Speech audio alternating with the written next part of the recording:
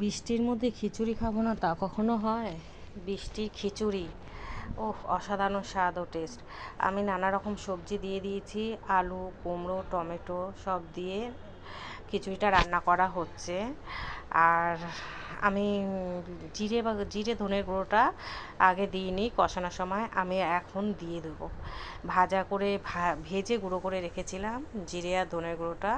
এমনি সব কিছুই দেওয়া হয়ে গেছে, এটা বাকি ছিল জিরে আর ধনের গুঁড়োটা, এটা দিলাম সব শেষে। আর দেবো ঘি দিয়ে আমি খিচুড়িটা তারপরে নাড়াচাড়া দিয়ে নামিয়ে নেব। খিচুড়িটা খেতে কিন্তু দারুণ হয়েছিল, দারুণ। এই বৃষ্টির দিনে খিচুড়ি খেতে যে কি ভালো লাগে সে বলার কথা না। সঙ্গে বেগুনি আর পাঁপড়, সেটা আমি আর তোমাদের সাথে শেয়ার করলাম না। কিন্তু আমি মানে এখন ভয়েস দিচ্ছি, এখনও মানে আমার স্বাদটা আমার মুখে লেগে আছে।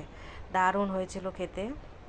এটা কিন্তু গোবিন্দভোগ চালের খিচুড়ি, মুগ ডাল দিয়ে করেছি, খুব টেস্ট, খুব টেস্ট।